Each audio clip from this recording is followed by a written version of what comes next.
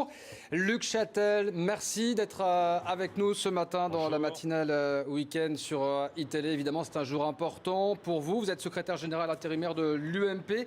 D'abord, un mot sur cette élection qui a débuté hier à 20h. Les militants choisissent le président, le futur président du parti. Vote électronique, on le rappelle. Il y a eu énormément de bugs, en tout cas de ralentissements depuis hier soir. Vous dénoncez ce matin une cyberattaque ? Écoutez, d'abord, ce que je veux dire, c'est que le scrutin est en cours. À l'instant où je vous parle, nous avons plus de 66 000 votants qui ont déjà voté. Donc, j'ai participé au scrutin. Ça fait plus de 20% du corps électoral. On est sur un rythme élevé en ce moment, de 300 votants à la minute, vous voyez. Alors, c'est vrai que depuis hier soir, nous avons été régulièrement victimes de cyberattaques, c'est-à-dire qu'un certain nombre de hackers se sont attaqués au système général, notamment le site d'hébergement, l'hébergeur de l'ensemble du système de vote. Nous avions anticipé tout cela. Vous savez qu'on avait fait appel à un prestataire, nous avions un expert qui encadre notre prestataire et nous avions fait ces derniers jours des tas de simulations, ce qui fait que nous étions préparés à cela. Nous avons mis en place des parades toute la nuit, mais c'est vrai que ça a entraîné un ralentissement dans l'accès au vote pour de nombreux militants qui nous l'ont signalé. Donc le système est de nouveau accessible, mais nous sommes très vigilants et nous avons donc décidé de déposer une plainte cette nuit parce que très clairement il s'agit d'attaques très organisées et manifestement massives.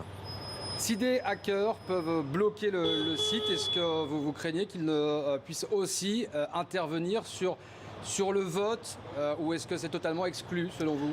La réponse est non. Là, il s'agit de... Moi, je ne suis pas expert, technicien, mais ce que nous disent nos experts, c'est qu'il s'agit de ce qu'on appelle un déni de service. C'est-à-dire qu'on ne s'attaque pas au système lui-même, c'est-à-dire le vote de l'UMP, mais on envoie des milliers d'informations à la seconde issues de mêmes adresses IP, les adresses informatiques, vers des adresses, ce qui encombre le réseau. C'est comme si pour aller de la rue de Vaugirard à iTélé à Boulogne, eh bien on demandait à tous les gens qui habitent Paris de prendre leur voiture et de se retrouver sur le même chemin. Ça encombrerait les gens qui voudraient aller à iTélé.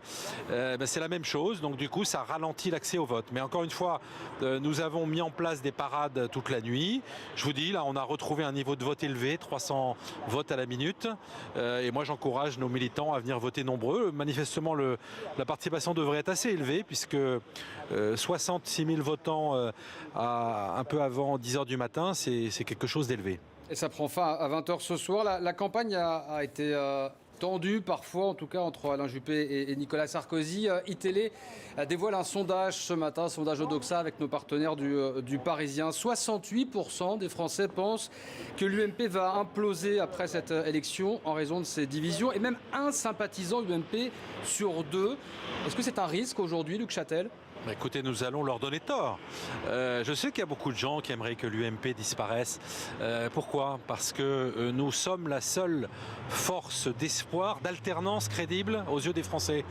Donc dès demain, lorsque nous aurons un nouveau président, dès la fin du scrutin, nous devons nous mettre au travail et nous devons regagner cette crédibilité vis-à-vis des Français, leur présenter un projet, contester les choix du gouvernement beaucoup plus fortement qu'on ne le fait sans doute aujourd'hui, et nous préparer pour l'alternance, parce que c'est vrai, nous devons nous préparer à exercer les responsabilités dans le pays.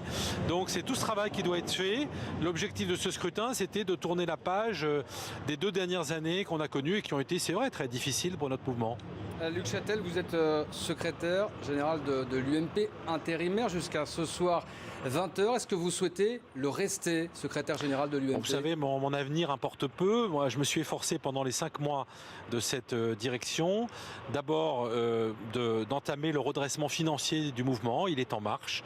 J'ai présenté au bureau politique un budget la semaine dernière avec des économies massives, plus de 20% de baisse des dépenses de fonctionnement, avec des cotisations élues élus qui sont aujourd'hui recouvrés. Donc ça, c'était un effort important. Et puis l'organisation du scrutin, c'était ça ma mission. La suite importe peu. Attendons le résultat du scrutin. Mais si on vous le propose, vous ne le refuserez pas? Non, je vais vous dire, pour que la direction actuelle soit reconnue et soit, j'allais dire, au-dessus de la mêlée, moi je me suis engagé à deux choses depuis 5 mois. Un, ça ne vous a pas échappé, je ne suis pas candidat à cette élection à la présidence. C'était un peu compliqué en étant l'organisateur du scrutin d'être soi-même candidat. Et puis deuxièmement, je me suis engagé à ne pas parler de mon avenir. Je m'occupe de l'élection et il n'y a que ça qui compte aujourd'hui. Juste une dernière question, Luc Châtel, Nicolas Sarkozy, s'il gagne dès ce soir, ce qui est fort probable, est-ce qu'il va parler, s'adresser aux militants? Apparemment, ce n'est pas prévu. Écoutez, je n'ai pas cette information, hein, c'est à lui de le décider et à lui seul. Merci beaucoup Luc Châtel, merci d'avoir été avec nous ce matin. On a bien noté ce que vous nous dites, tout est rentré dans l'ordre après cette cyberattaque et donc vous avez déposé plainte, 66 000 votants déjà à l'heure où nous parlons. Merci aussi à Anne Sera Dubois qui vous accompagne sur place.